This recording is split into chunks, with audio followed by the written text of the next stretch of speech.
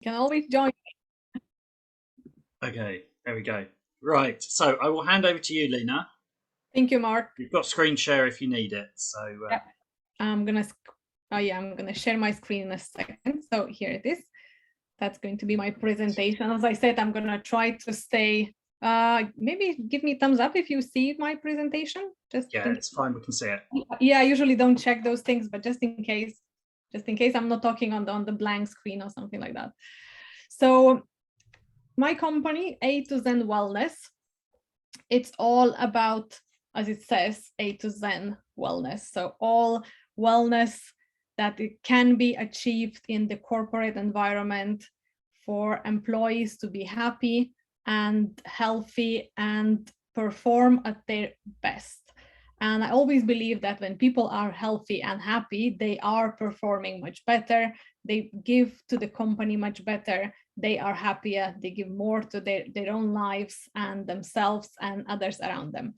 So my aim with my company and in general, all my kind of like a purpose or drive with this company is about that. So it's about making people healthy and happy while they are working and wanting them to come back to work. I'm gonna, sorry, move everybody around a little bit so I can navigate my screen.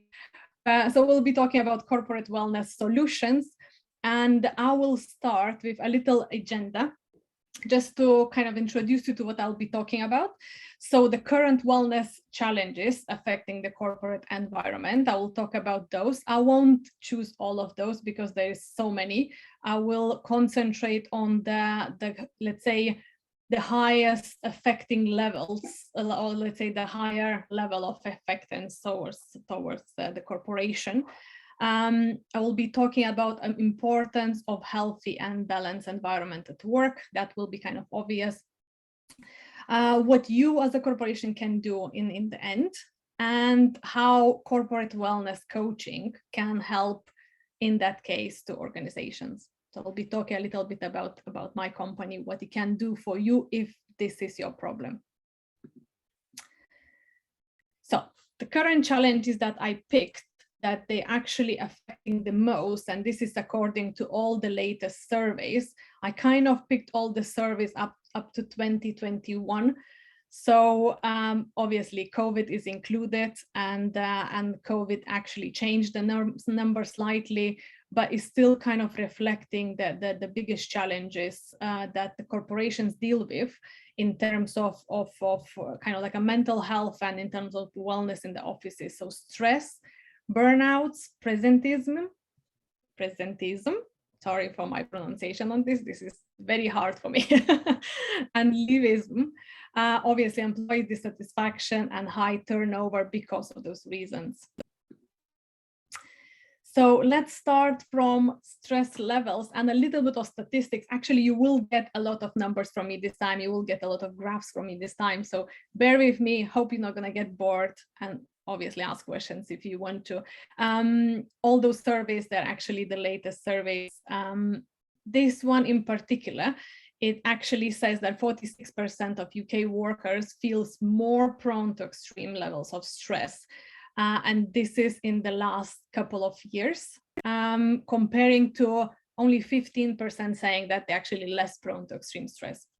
So we don't see like a huge kind of like a jump, but it is quite a lot. So when you think about it, there's 46% of people or UK workers, they actually feel like they are more affected by extreme levels of stress. So we are talking about like a really strong stress when they're actually taking the time off, and the sick days, and just not being present at work, just complaining of the burnouts, and like, let's say, all the illnesses related to stress and the rest.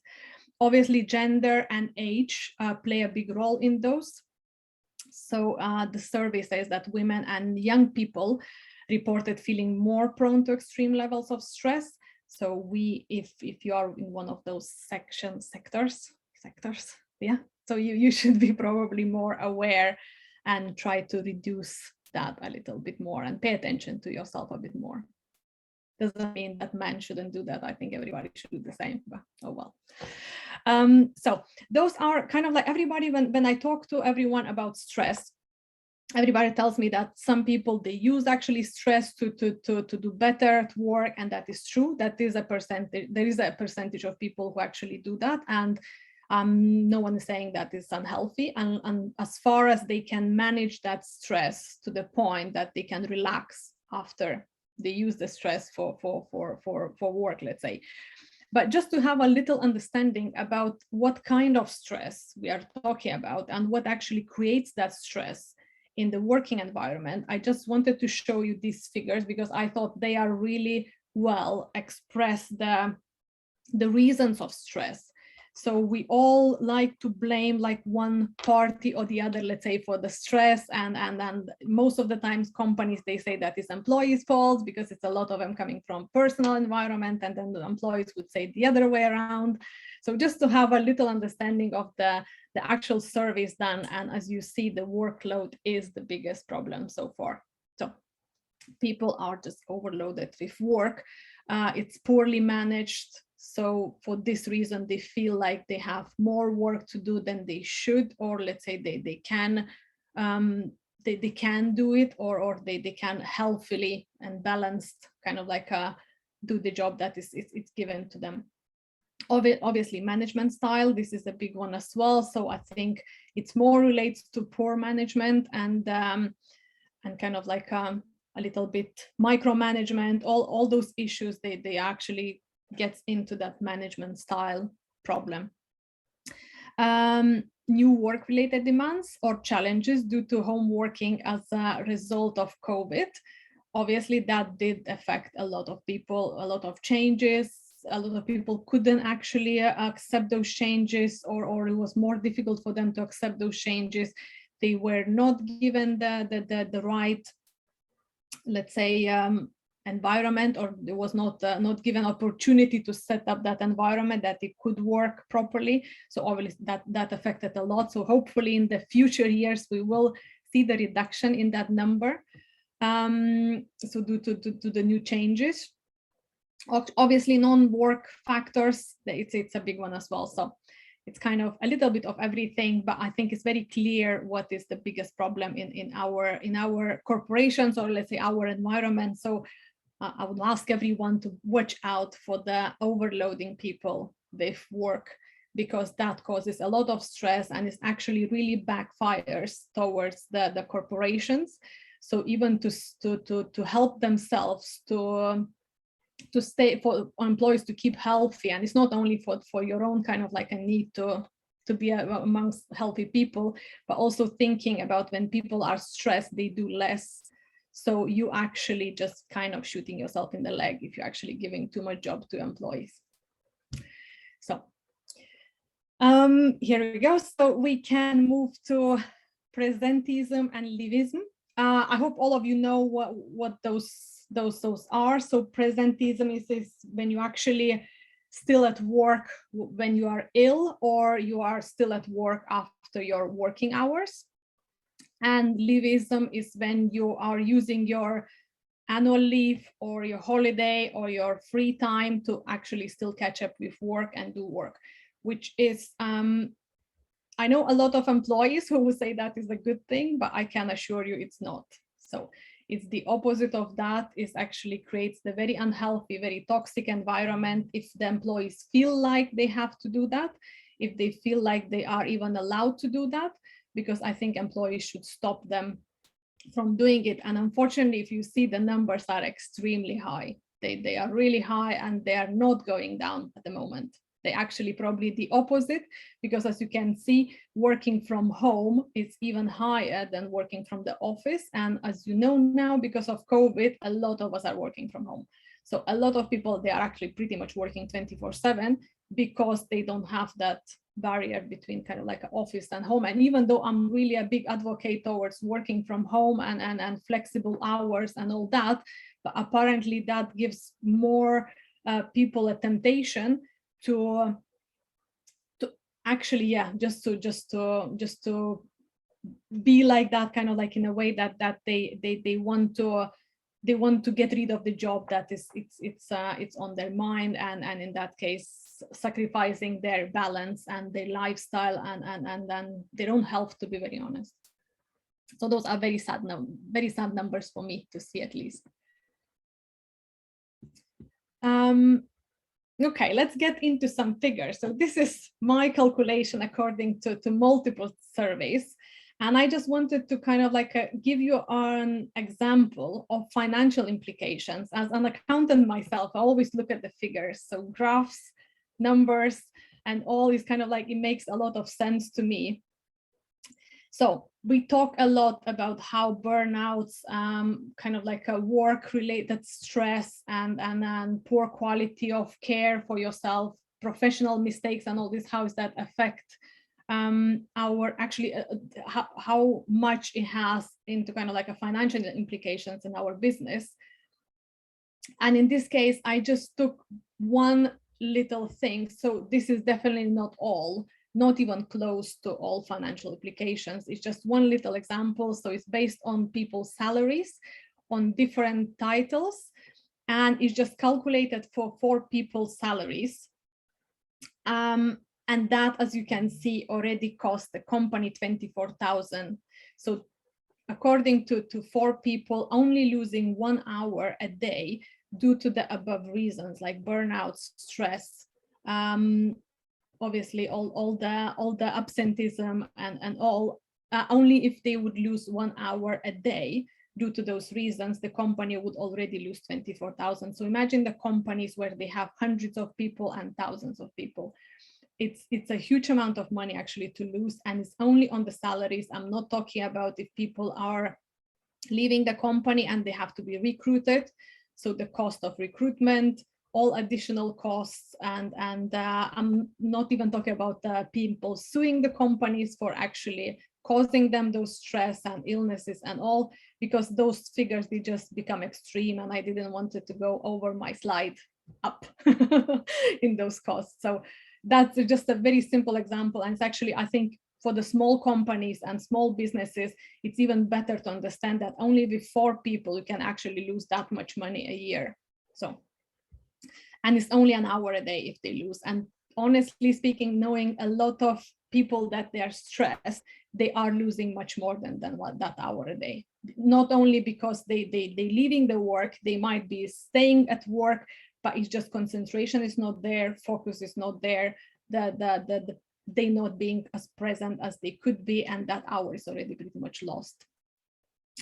So this is just a simple example of the figures. So obviously, why, this is probably an obvious kind of like a question, why healthy and balanced environment is important.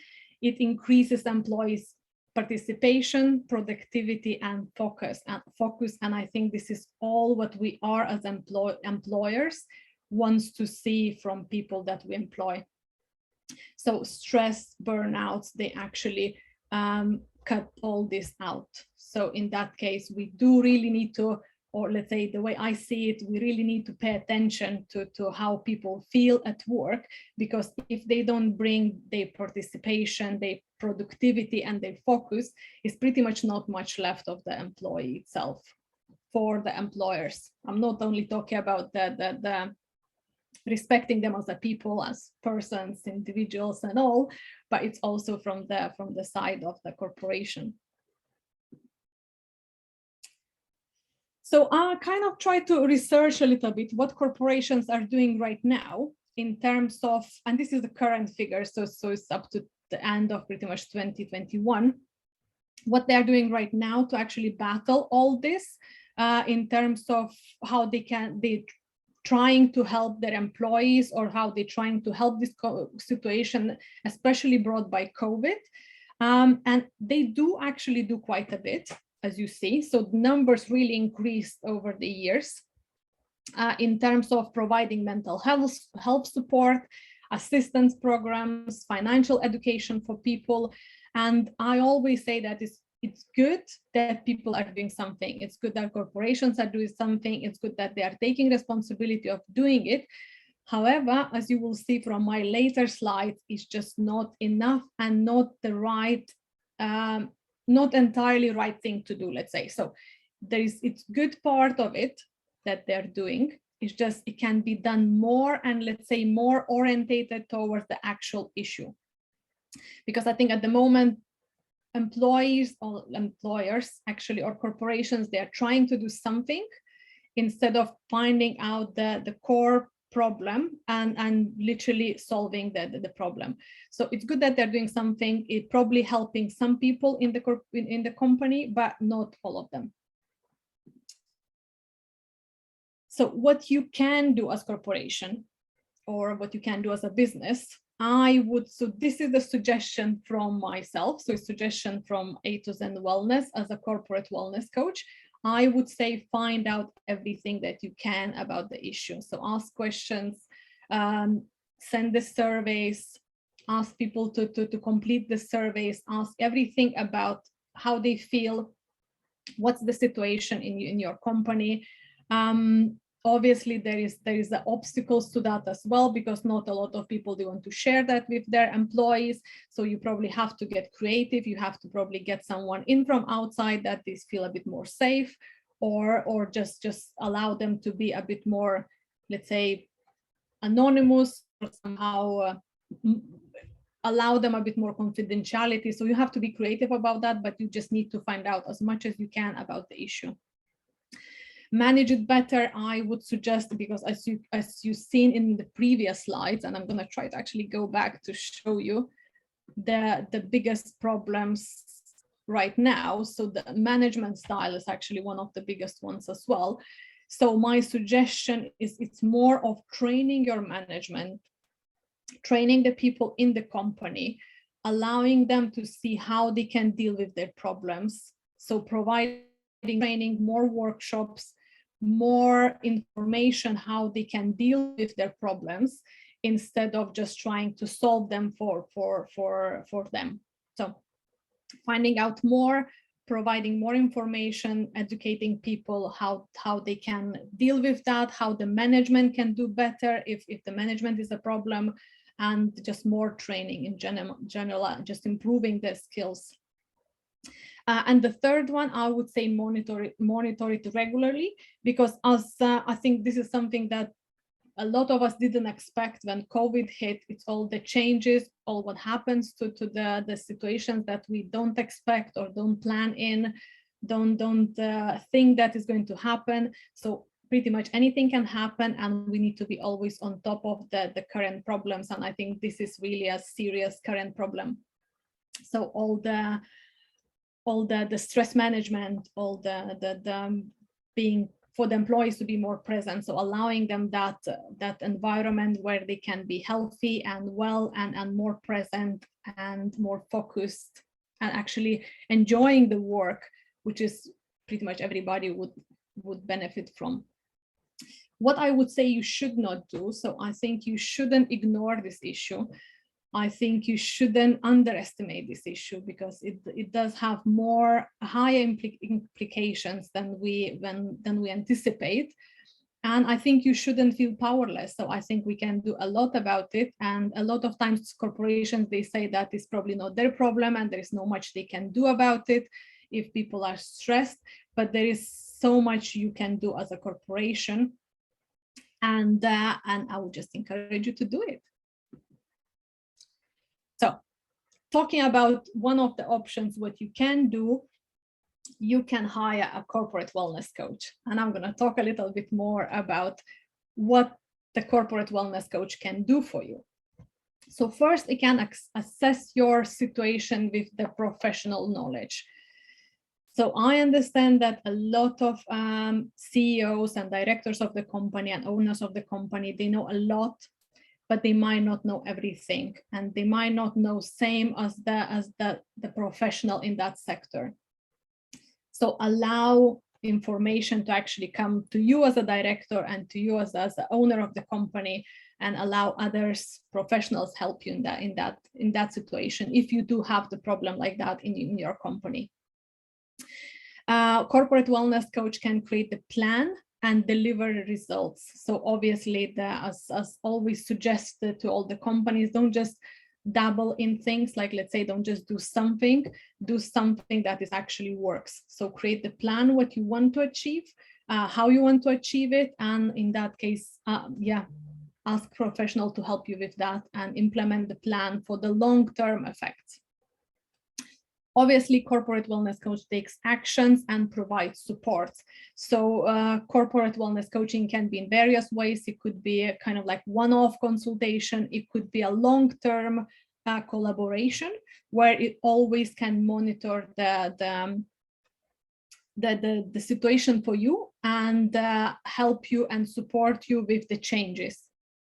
So this is why I think those are the main three things why you actually should consider a corporate wellness coach if you have that problem. And this is just for you to a little bit understand what is actually from the practical side and even the money side, actually financial side, what you can expect, let's say, from asking for a help from wellness coach. So how long should you plan to see the results if you actually ask for help from the corporate wellness coach?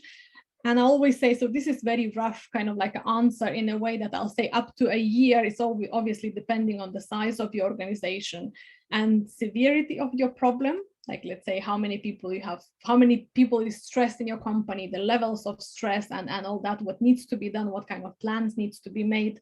But I would say allow a little bit of time to actually see those results, because I think no one expects miracles, and it's a problem. So to be honest, it takes a while to tackle it, to find the reasons and solve them. But usually, as you will see in my future graphs in this presentation, you can see quite good results after a year, and they drop after that quite steadily.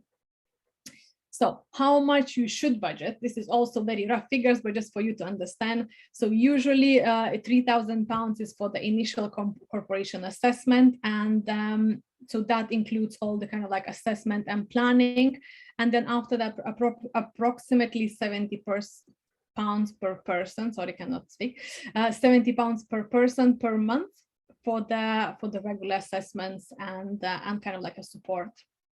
Obviously, there's much more cost involved if you do want to improve your organization from the side of like, for example, you're not providing your employees with some kind of like a relaxation techniques or like some benefits towards wellness.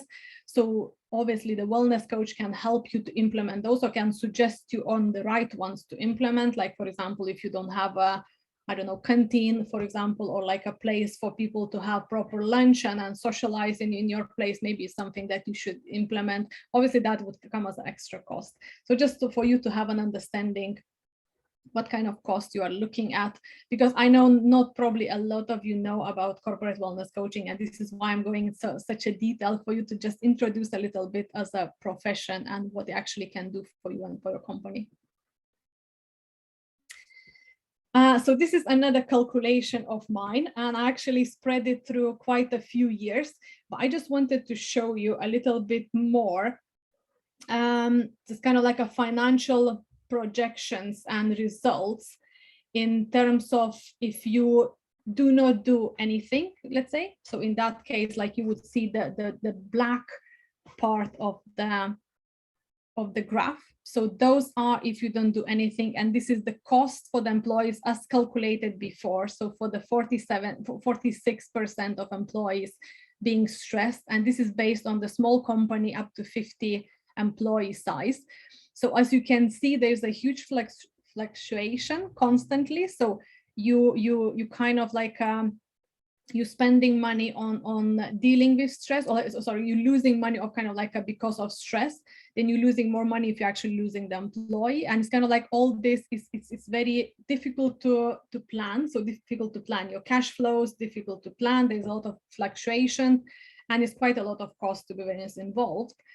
Comparing to if you do have a wellness coach, so that's a kind of greenish and blue one. So green is if you the cost for the wellness coach. So you can see it's very, very clearly, as I said, that's the initial kind of like a initial assessment.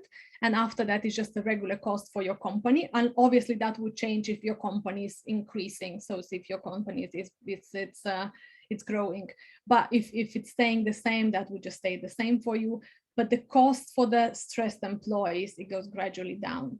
So it starts like the first year, you would probably invest a bit more money into that, but as you see further, that just kind of like helps you to manage it a bit better and costs, and saves you long run in terms of cost towards the stressed and burnout employees. And most likely everybody will be happy at that point. So this is, I could go through figures, but I think I'm just going to bore you too much. This is kind of a graph that I presented, even based on the previous slides that I shared with you earlier. And that is pretty much it. I don't know, I didn't time myself, Mark, so I don't know if I fit into time or I was too fast, but maybe you can cover it with extra questions if you have any, and I'm going to do my best to answer those. Thank you, Lena. That's very good. A lot of interesting stuff in there. And in terms of time, we've got about 10 minutes left, so plenty of time for some Q&A if anyone's got questions. Brilliant. So I'm just keeping a little bit of an eye on the chat. I think that the obvious question is, Sam asked whether a wellness coach would work with the directors or with the employees specifically. So I wondered if you just want to answer a bit more about that. Oh, definitely. So it actually works with both. So we start to work with the directors. So we first find out about the problems in the company, or what they feel is the problem in the company. After that, it follows with the surveys. So surveys to each employee. So asking them questions and finding out the actual problems that they are, because sometimes the way managers see, or let's say the directors see, is slightly different from what the employee sees. So finding out the real kind of like issues in the company.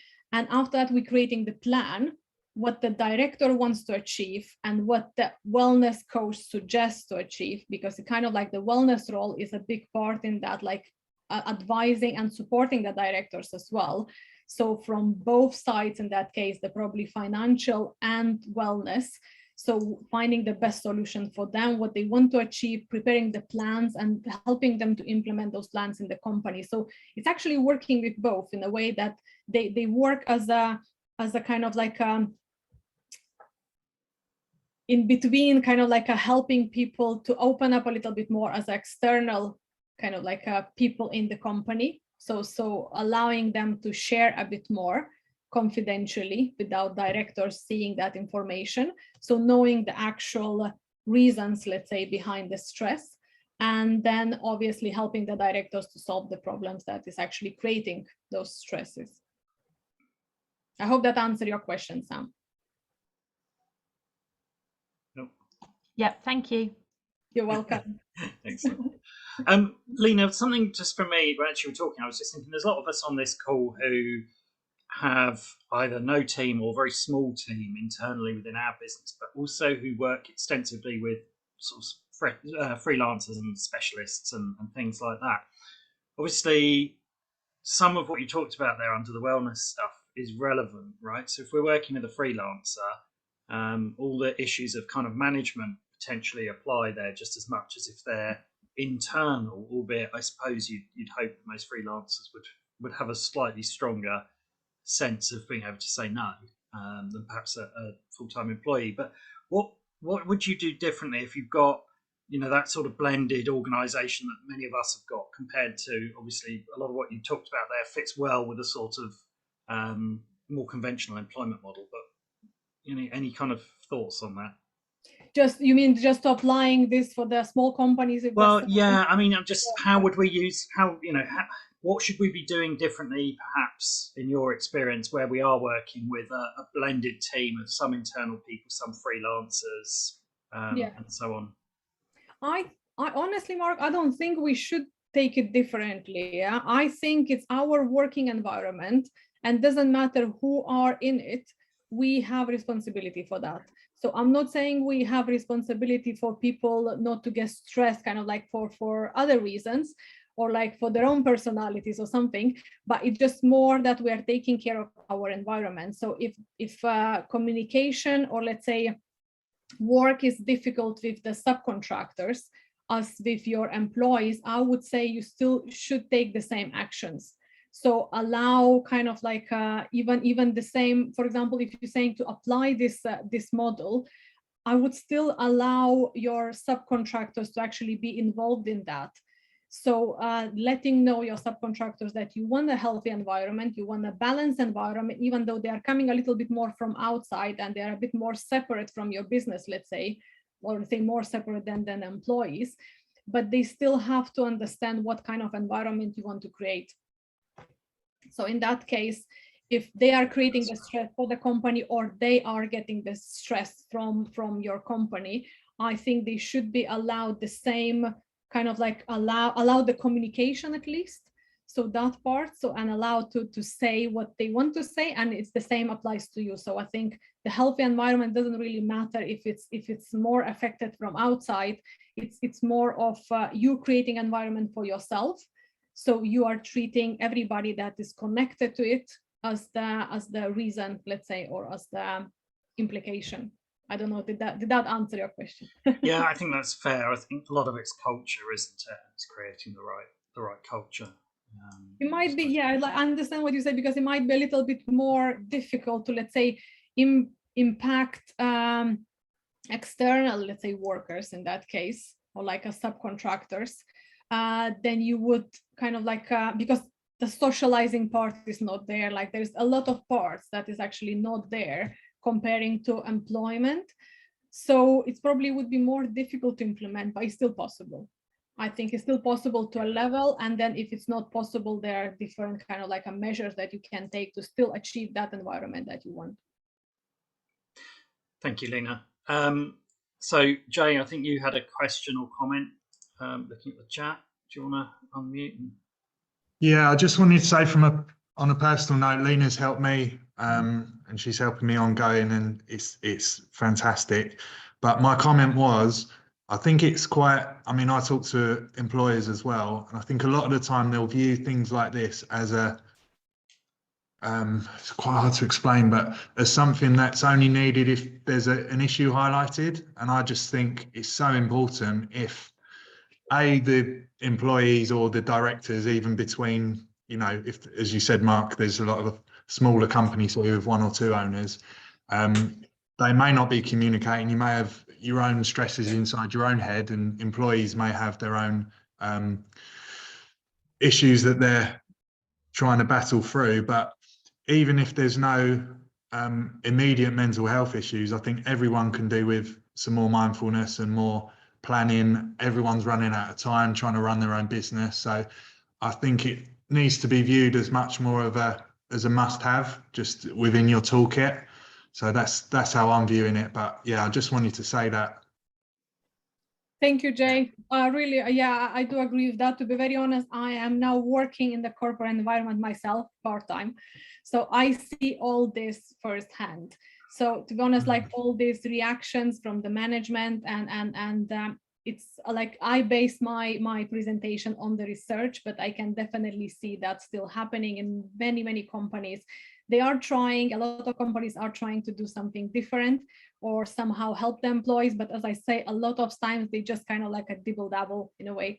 So they try to do a little bit of that, but they don't really kind of like invest time in the actual issue, and they don't invest, let's say, money in the solving the actual issue. They're just trying to do something, and they're just hoping that this is just going to all blow away. It might, to a point, because it will kind of like, I will see different figures probably because of COVID in a year or two. But I strongly think that the culture in general is changing. I do see a lot of companies doing something about it. And I hope that more companies would do a bit more towards the actual issue, because in that case, it would just help them a bit more long run. Thank you, Lena. You're welcome. Sam, you've got a question. Do you want to just make sure you actually ask the question you were meant to ask rather than my attempt to read it? Yeah, so the question was, Mark was asking before about, obviously the majority of us here on the call are probably smaller freelancer remote based teams. So just kind of to clarify on kind of what you said to Mark, would you say it's more about building your own set of boundaries? So as your leader within your freelance team. You build your own boundary around that, and then communicate that out to all of your freelance team members as to say, you know, these are my boundaries for protecting my own health and wellness, and then encouraging them to take them on when they're working with you. Oh, definitely. So I think in general, like personal boundaries are very important towards your mental health. So there is no really balanced mental health without having the right boundaries for yourself. And as I say, like, I think everybody is equally important in the company. So the same directors and the assistants and all the other titles in the company and every single person there, because we are all people. We have different ways of dealing with stress. Some people can handle much more stress, some people can handle much less stress, and everybody has to pay attention, or let's say everybody would be ideally if they could pay attention to each other. But I think directors, they have responsibility to have to pay attention to the people that works around them. It's not only because they kind of like they're responsible for them, but it's also because they're doing better for themselves. Because if the employees around themselves stressed, it will affect everyone. It will affect those around you, it will affect yourself. So definitely boundaries, definitely giving the clear guidance first as well, what people should do, what people shouldn't do, what you want them to do in terms of keep that healthy environment, and in that case actually making better for them and for yourself to keep those boundaries, those rules and those regulations and plans in place in terms of creating the environment that you want to have around you. That's great, thank you. You're welcome. Okay. Thank you everyone for listening, by the way, and not falling asleep through all my figures this time. Yeah, I know it was very different from my usual one. I usually talk about relaxation, meditation. This was very different, and I think it was, for me, it's very saddening as well. So it's kind of like there's still a lot of figures. I can see the progression, a little bit of people doing something about it, or like a company is doing something about it, but it's still very small figures, let's say, comparing to the problems that we have. Very pertinent and really important issue though, so yeah, thank you. For sure. Thank you everyone for coming and listening. I think we're just about at time, so I don't think we're going to have time for any more questions, but thank you very much for that, Lena. That was really interesting, and certainly from my part, no need to apologise for figures and graphs. I like them, but that might just be that I'm odd. Good. Okay, I'm going to stop the recording now.